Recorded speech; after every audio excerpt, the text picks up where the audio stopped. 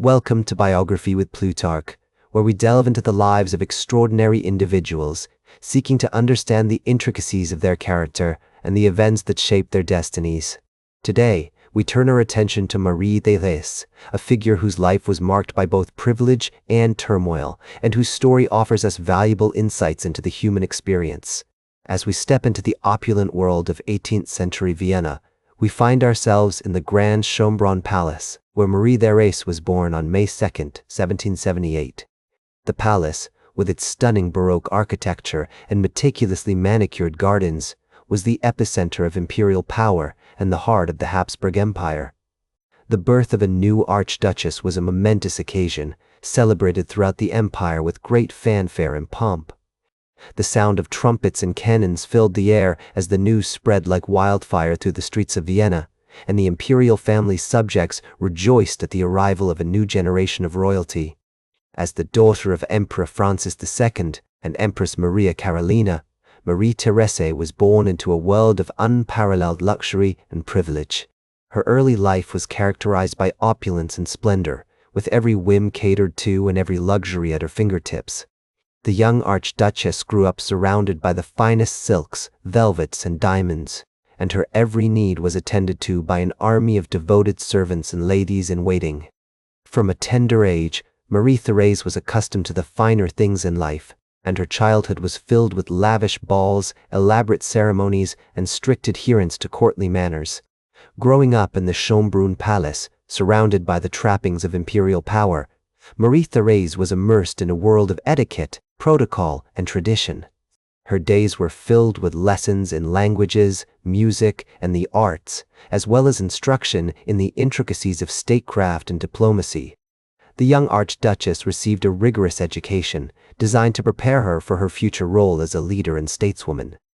Her tutors, chosen from among the most esteemed scholars and courtiers of the empire, instilled in her a deep understanding of history, philosophy, and politics. Despite the formalities of court life, Marie Therese's early years were also marked by a deep sense of family and loyalty. Her parents, though often preoccupied with matters of state, instilled in her a strong sense of duty and responsibility to the empire. The Empress Maria Carolina, in particular, played a significant role in shaping Marie Therese's character, imparting to her the importance of compassion, kindness, and generosity. The Empress was a woman of great intelligence and wit, known for her sharp tongue and quick mind, and she passed on these qualities to her daughter. As a child, Marie Therese was especially close to her siblings, with whom she shared a lively and affectionate relationship. The imperial family would often spend summers at the Luxembourg Palace, where they would engage in outdoor activities such as horseback riding, hunting, and boating. These carefree moments, away from the formalities of court life, allowed Marie Therese to develop a more relaxed and natural personality, one that would serve her well in the face of future challenges. The siblings would spend hours playing games, exploring the gardens, and getting into mischief, forging bonds that would last a lifetime.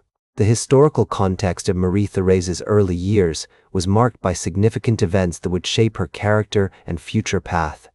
The French Revolution, which began in 1789, sent shockwaves throughout Europe, threatening the stability of monarchies and the social order. The Habsburg Empire, with its vast territories and diverse populations, was not immune to these upheavals, and Marie Therese's family was forced to navigate the treacherous waters of European politics. As the revolution gained momentum, the imperial family found themselves facing increasing pressure from their subjects, who were inspired by the ideals of liberty, equality, and fraternity. As she grew older, Marie Therese began to take a keen interest in the affairs of state, often attending meetings with her parents and other high-ranking officials. She demonstrated a natural aptitude for diplomacy and a deep understanding of the complexities of imperial governance. These early experiences would lay the foundation for her future role as a leader and stateswoman, one who would face numerous challenges and make difficult choices that would have far-reaching consequences.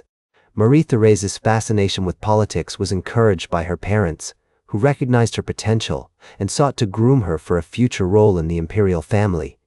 The early years of Marie Therese's life were also marked by significant personal influences, including her relationship with her governess, the Countess von Brandeis.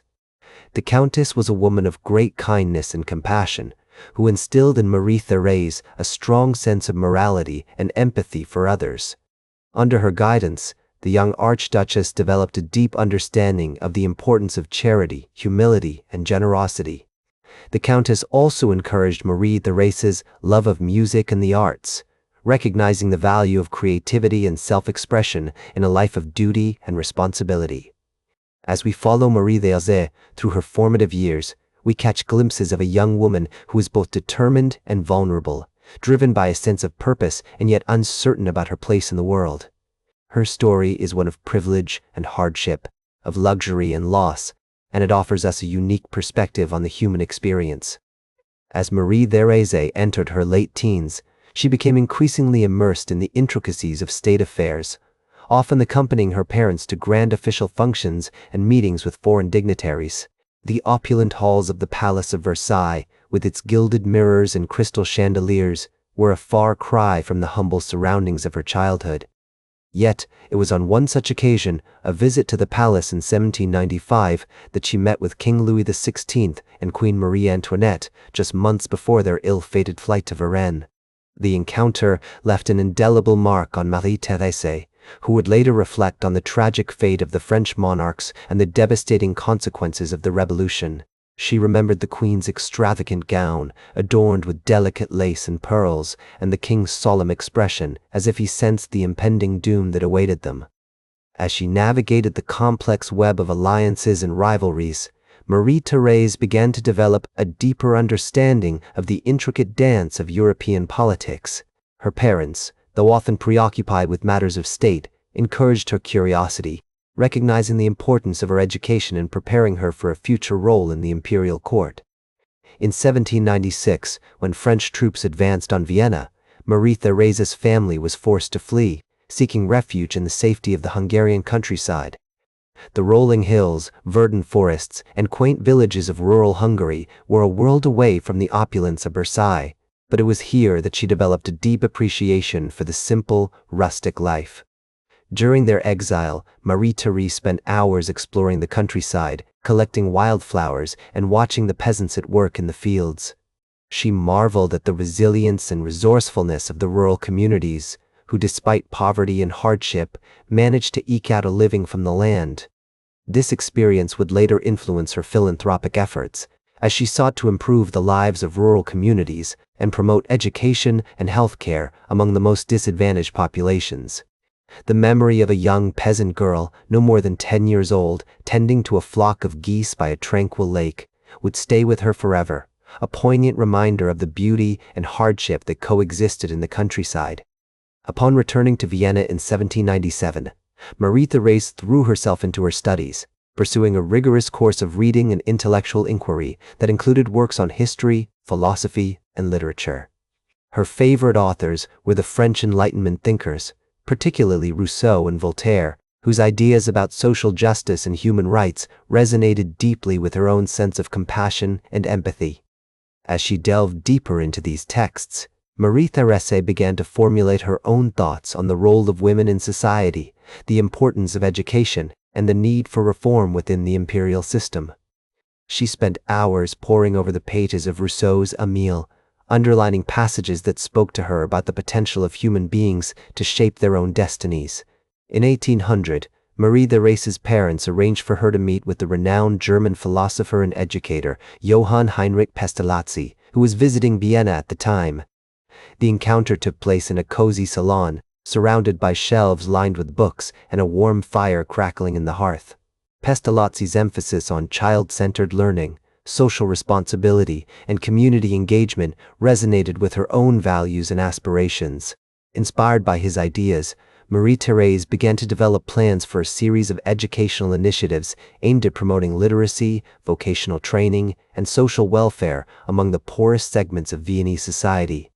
She envisioned schools where children could learn through hands-on activities, and communities where people could come together to support one another. One of the most significant events of this period was Marie-Thérèse's meeting with the Austrian statesman and diplomat, Prince Clemens von Metternich, who would later become her close advisor and mentor. Their conversation, which took place in 1803, centered on the future of Europe, the rise of nationalism, and the need for a more enlightened and cooperative approach to international relations. Marie-Thérèse was deeply impressed by Metternich's wisdom, strategic thinking, and commitment to peace, and she would go on to work closely with him in the years that followed, supporting his efforts to promote stability and cooperation among the great powers of Europe. As they strolled through the gardens of the Schönbrunn Palace, discussing the intricacies of European politics, Marie-Thérèse felt a sense of purpose and belonging, knowing that she was part of a larger effort to shape the course of history. As Marie-Thérèse continued to work closely with Prince Clemens von Metternich, she found herself entwined in the intricate web of European diplomacy, where the delicate balance of power and the subtle nuances of international relations demanded her utmost attention. Her unique position as a woman of influence in a male-dominated world allowed her to leverage her connections to advocate for social reform and education, causes that burned deeply within her. The more she navigated the complexities of statecraft, the more she became convinced that true progress could not be achieved without a fundamental transformation of societal values. This realization ignited a fire within her, driving her to expand her philanthropic efforts and establish institutions dedicated to providing education and healthcare to disadvantaged communities across the vast expanse of the Austrian Empire. The years that followed were marked by a flurry of activity as Marie-Thérèse poured her heart and soul into her work. She traveled extensively throughout the empire, meeting with local leaders, listening to the stories of ordinary people, and learning about the unique challenges they faced. Her institutions began to take shape, providing vital services such as schools, hospitals, and orphanages to communities that had long been neglected. As news of her endeavors spread, she attracted a devoted following of like-minded individuals who shared her passion for creating a more just and equitable society. In the latter years of her life, Marie-Thérèse's contributions to European society were recognized with numerous honors and accolades. She was celebrated as a champion of social justice, a pioneering educator, and a steadfast advocate for human rights.